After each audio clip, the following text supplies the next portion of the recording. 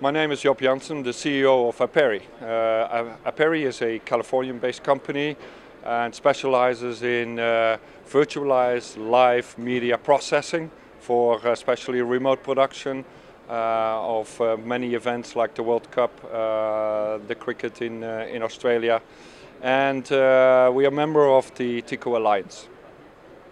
How do you use TICO at Aperi? So at Aperi we have a live media processing platform based on FPGAs, fully virtualized, so you can change the apps and the functions according to the workflow needs of the customer. We use TICO in a remote production, a 4K remote production setup with a customer in sports production.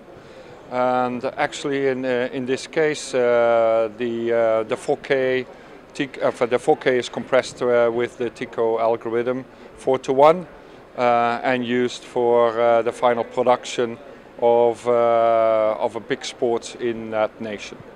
Which challenges does your product solve for your customers? So TICO is particularly important if you have a high channel count of 4K cameras.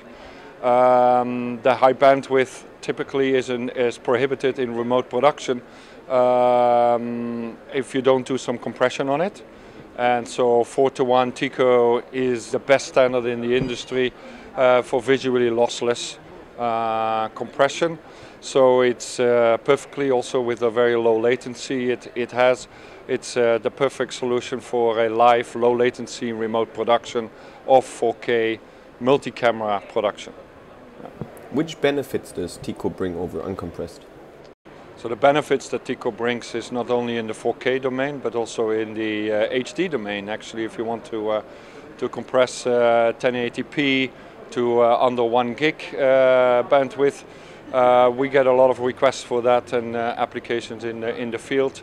The bandwidth savings in a remote production environment of multiple camera 4K production is basically you save a fourth of the bandwidth, and that is super important for larger productions.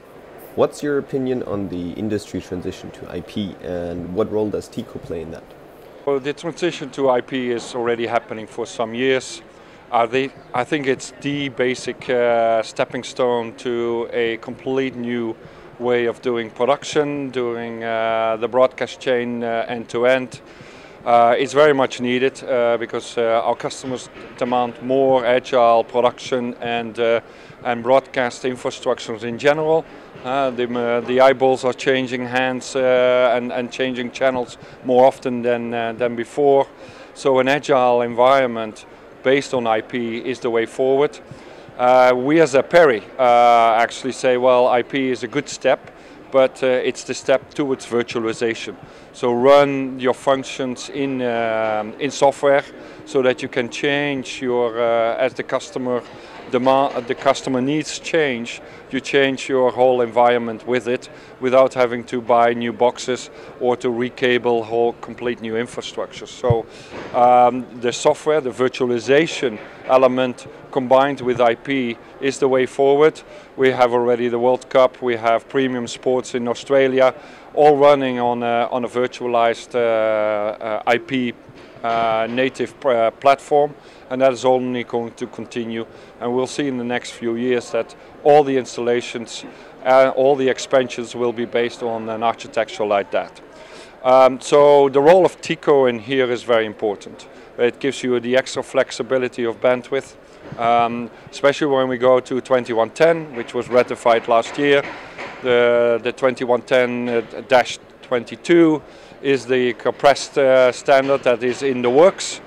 TICO plays a big role in that, and especially the upcoming TICO XS algorithm, that it gives you even more range on your compression format, as we want, and what we see from customers, that they really want to have a visually lossless, as much as possible, end-to-end solution.